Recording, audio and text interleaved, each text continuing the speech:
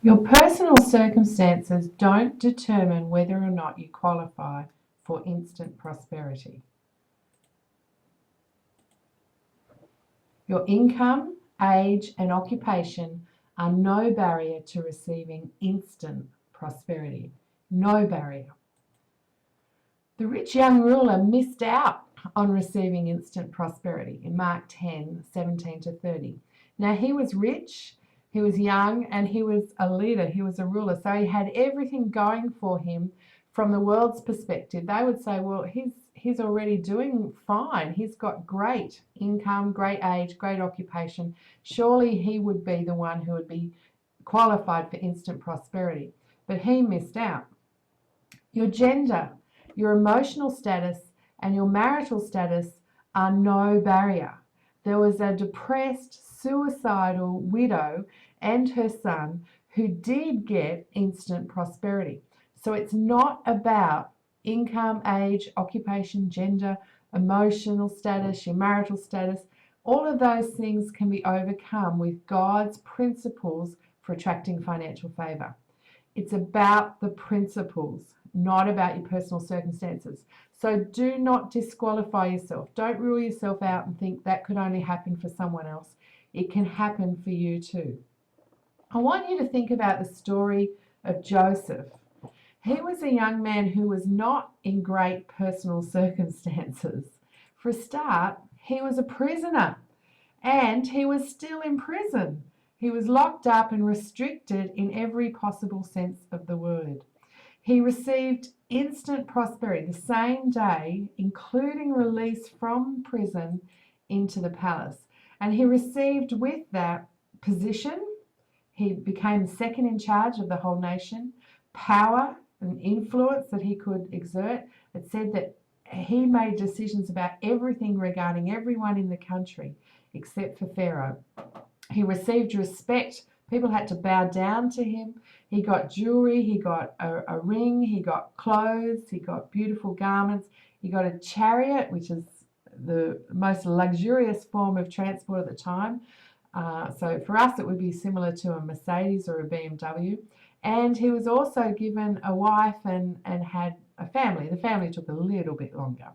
But instant means instant, same day. And the reason why instant prosperity can come is because quick action is one of the strongest biblical principles of prosperity.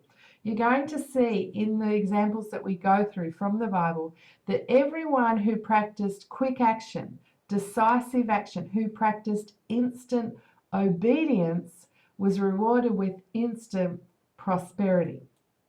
So if you have the ability to make a decision and to take action on it quickly, then that's all you need to qualify you for instant prosperity.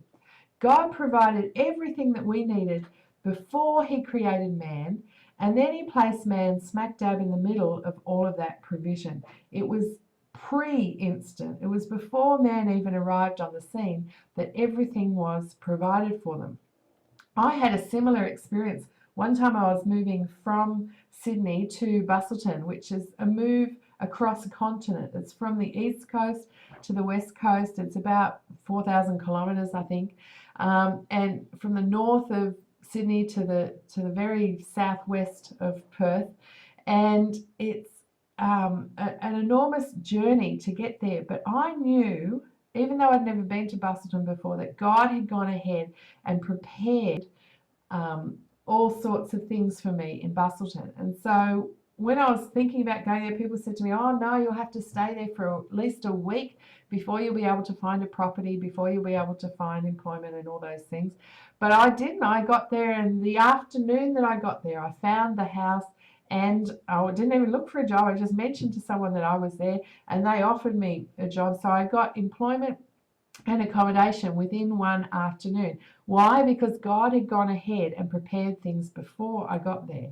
We see in the Bible that prophets never counseled delay. Whenever someone came to a prophet or a man of God or Jesus himself and asked for a lack to be made up, told them about their lack and wanted some provision in any way, Jesus and the prophets never ever counseled that they go away and make a 5-year plan, that they slowly worked towards getting on budget and doing something like that. No, they always provided something very, very quickly.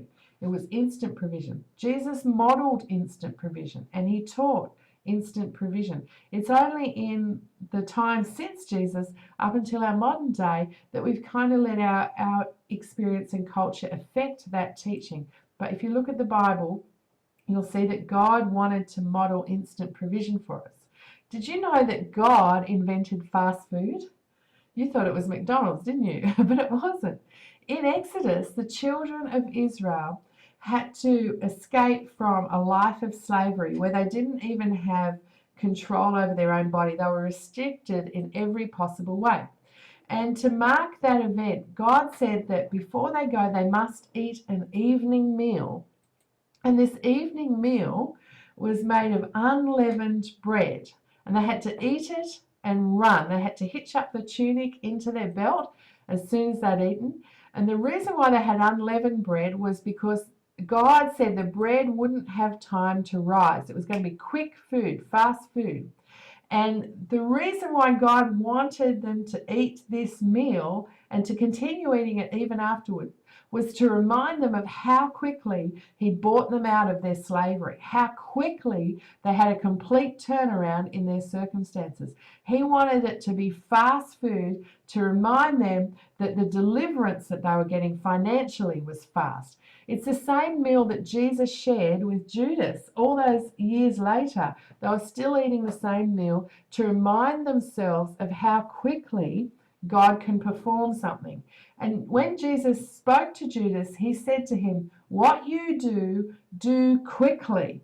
Jesus wanted to reinforce that whether your actions are for good or for evil, if you are acting, should be acting quickly. There should be some instant urgency about what you're doing. And the meal that they shared is a reminder of instant prosperity. Mephibosheth was another one who really, really